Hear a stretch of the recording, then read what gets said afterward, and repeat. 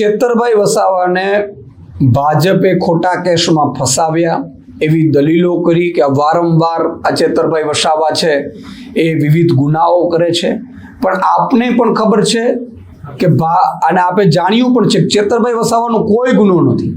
Glass મારવાવાળી ઘટના ઉપજાવી પાડેલી હતી.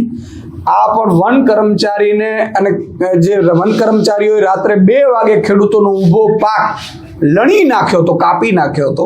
એટલે ચેતરભાઈ વસાવા ધારાસભ્ય તરીકે, જવાબદાર વ્યક્તિ તરીકે એમણે સમાધાન કરાવ્યા હતા. એમાં ભાજપે, કારણ કે આદિવાસી વિરોધી ભાજપ માનસિકતા ધરાવે છે, ભાજપ એવું નથી ઈચ્છતી કે આદિવાસીઓ જાગૃત થાય, ભાજપ એવું નથી ઈચ્છતી કે આદિવાસીઓનો કોઈ લીડર મજબૂત થાય.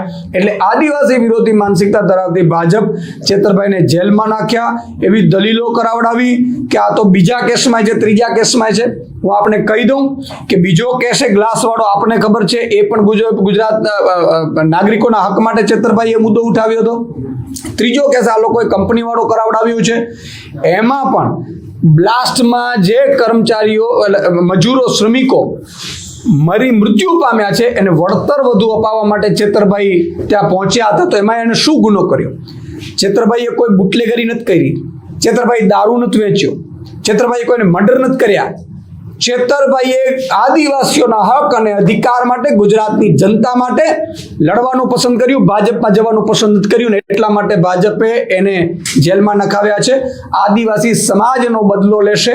તાલુકા ઉમરગામથી અંબાજી સુધી તમામ આદિવાસી સમાજ વિરોધી માનસિકતા ધરાવતી ભાજપને 2027માં જવાબ આપશે. હું આદિવાસી સમાજને પણ કહું છું કે જુઓ આપણા ચેતરભાઈને કઈ રીતે ભાજપ છે એ પરેશાન ઉપર પરેશાન કરી રહી છે. રહી વાત અદાલતની, તો અદાલતનો જે પણ નિર્ણય આવ્યો, અમે ઉપલી અદાલતમાં જઈશું. મારી લીગલ ટીમ સાથે પણ ચર્ચા થઈ છે. આગામી સમયમાં આ મામલે અમે ઉપલી અદાલતમાં જશું અને અમને પૂરો વિશ્વાસ છે કે આગામી સમયમાં સારો નિર્ણય આવશે. અદાલત શ્રી અમને ન્યાય આપશે.